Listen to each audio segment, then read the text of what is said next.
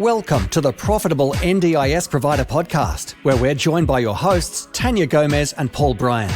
In each episode, we'll be sharing valuable insights and tips to help you turn your NDIS business into a profitable venture.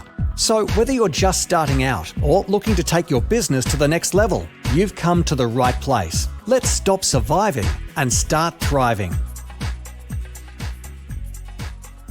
Welcome everybody to the Profitable NDIS Provider Podcast. My name's Bryan and I'm joined with my amazing co-host, Tania Gomez. How are you doing today, Tania? I'm really well, and we're doing a special out-of-sequence special out-of-sequence podcast today to talk about the Thriving Kids program and really having a look at an allied health perspective on thriving kids. So for a little bit of context, last month, the Minister, Mark Butler, announced a new $2 billion investment called the Thriving Kids program, which is aimed at supporting children under 9 with what he called mild to moderate developmental concerns, including autism. And the idea was to reduce the reliance on NDIS by building stronger foundational supports in schools, community, and local services. Now, on the surface, this sounds like it's a great idea because there's been a lot of talk about since the NDIS coming out about all those other services kind of being defunded and disappearing. But we're kind of a little bit cynical. And if anyone heard our last episode, which was our August recap, I kind of had a little bit of a rant around thriving kids.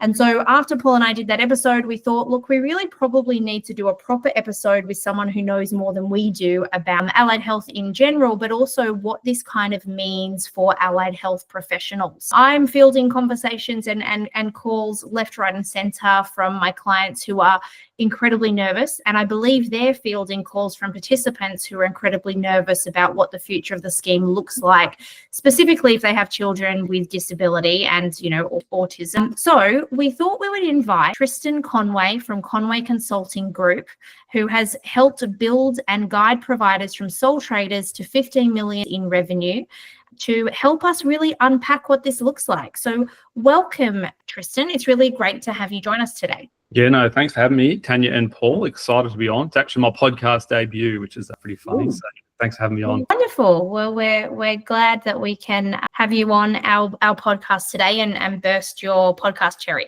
So before we start, why don't you give us a little bit of an introduction to you and your business? Yeah, sure. Sounds good. So yeah, obviously my name's Trystan. I'm a physio by background. I actually started my career as a clinician in residential aged care, then had the opportunity to launch, co-founded an NDIS business. I guess we launched 2020, pretty crazy time, different time at NDIS back then. And grew to being a really large national provider. That $50 million revenue mark, about 300 staff or so. 6 months ago, I decided to go to my own and start my own, consulting company, quote unquote. And it was an interesting time because this year's been, every year's challenging in NDIS and so on, but this has been particularly challenging with, July 1 pricing changes and so on. So, I guess now that I'm actually not a provider anymore, I don't provide clinical services anymore. I kind of have I'm aware of my privilege of having sort of an objective view of things. I guess you can sort of see things with a bit of clarity because these changes don't directly affect me, I guess, and I am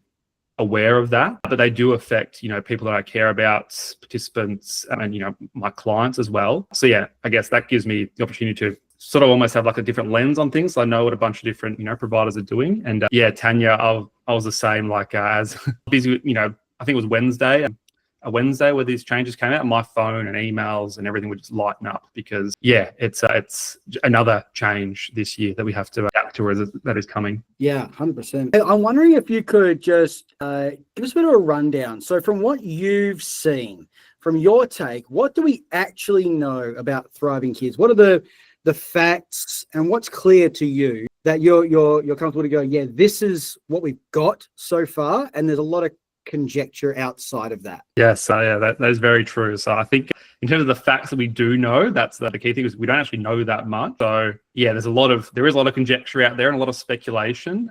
And I don't have access to any inside knowledge. So if someone's listening to this hoping that I do, apologies, I don't have any secret insider knowledge. If someone wants to send me some, please send me an email or a DM. But basically the two kind of things I'm referencing when I'm going through all this, I guess what's officially been released. I think the two key documents that I'm referring to are Minister Butler's speech and then the Thriving Kids fact sheet that the Department of Health put out. So again, I think it's wise to just look at those, and anything in the LinkedIn or Facebook groups or whatever that's out there too, again, take with a bit of a grain of salt, because I don't think anyone has any inside knowledge. But I guess in terms of what I do know and the facts, so yeah, basically this is essentially, I guess, an extension of the foundational supports that have been, referenced for a while.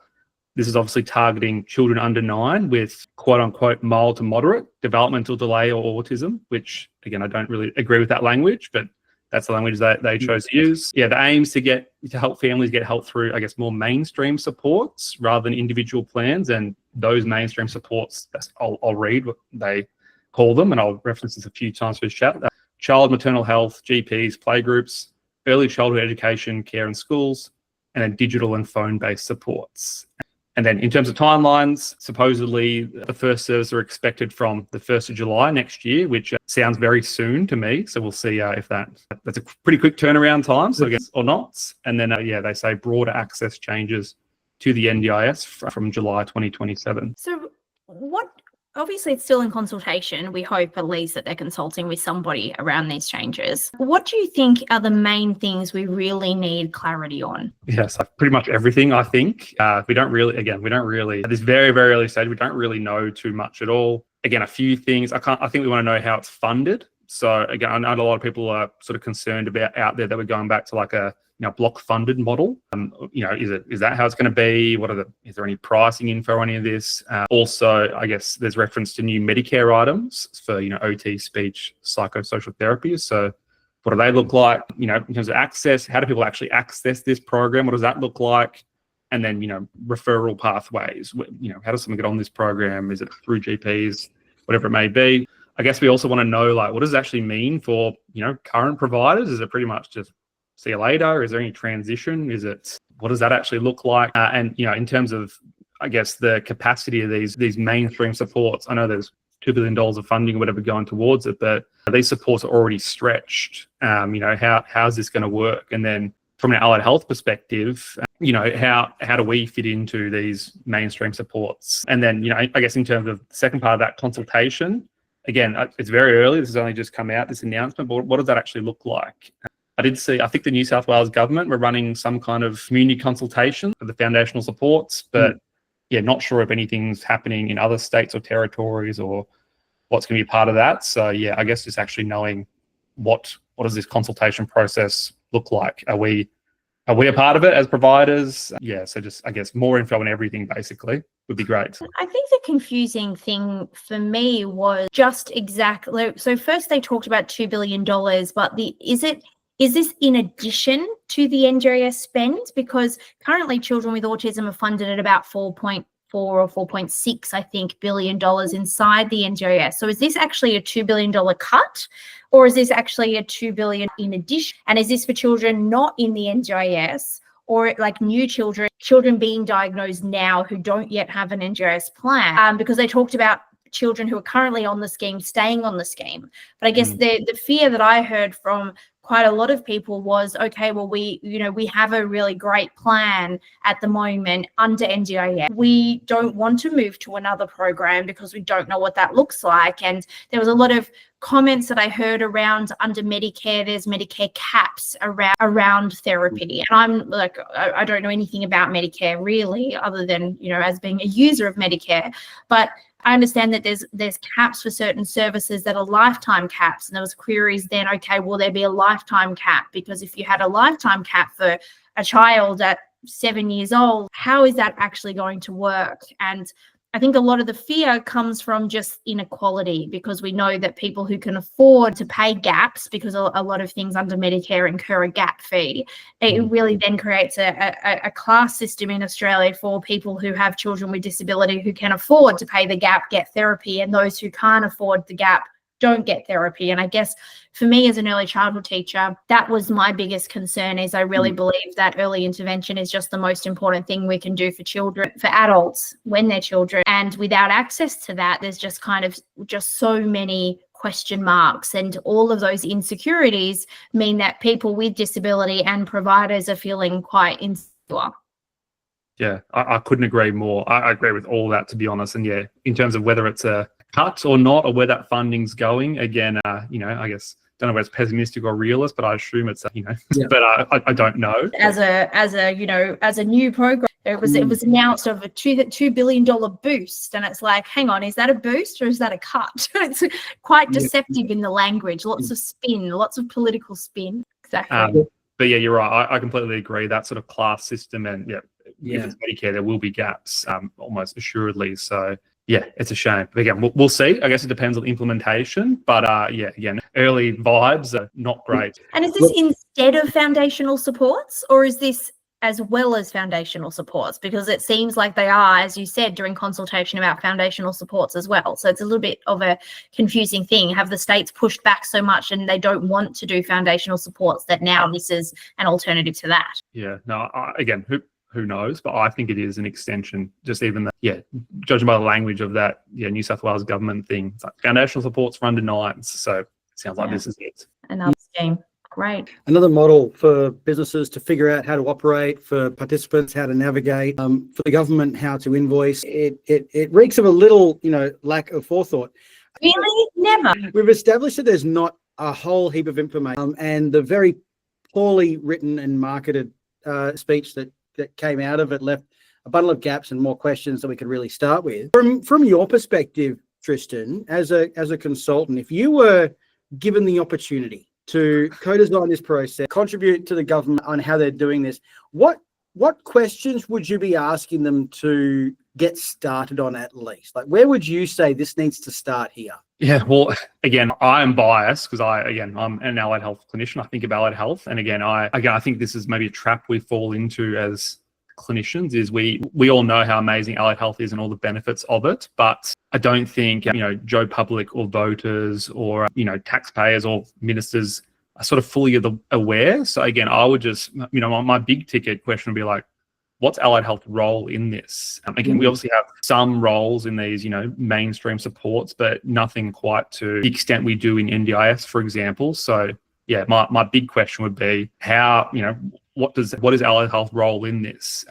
And I think, going along with that, I think, this year has been pretty awesome in terms of like advocacy for allied health. I know Tania played a big part in that too. So I would love to see that still continue with something like this too, where we kind of, we sort of got the ball rolling a little bit, got everyone fired up and, feeling passionate about allied health. Like I'd love to see that keep going. And for us to, again, it mentions, co-design and consultations and all sorts of things in this, in this scheme but they always do. And whether we're actually heard or not is another thing. But yeah, I hope that we as allied health providers can sort of, I guess really show our worth in this and, using facts, figures, dollars, evidence to show and, to show the benefit of allied health in, in early intervention and the benefits it has. Again, we kind of know that, investing in speech, OT, whatever it may be, like is going to have benefits long term. But again, we need to quantify that somehow and show that it's worth investing money into. And then,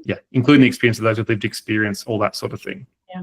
Based on what we've seen so far, do you think this is a threat, an opportunity, or something in between? Yeah, good question. So again, I don't know if I'm glass half full or glass half empty guy. Maybe I fluctuate between the two. But yeah, I think when it initially came out, I thought it was an opportunity, just sort of scanning through the speech, whatever. And again, I'm talking purely from a business side of things, for allied health providers. I think for business owners, like change can be a good thing because it gives you, if you're savvy or you can adapt quick or you have a model that works or you're an innovator, you can sort of grow or pick up market share or whatever it may be. So yeah, basically disruption presents opportunities. But again, reading through it a bit more and then, reading through the fact sheet or so on, I actually think it's a huge threat for allied health providers and potentially an existential one. If you're a paediatric NDIS provider, like this could be pretty, who knows, but it doesn't look great at the moment. Because I think, again, the mainstream supports it references, we're not really a large part of that. Again,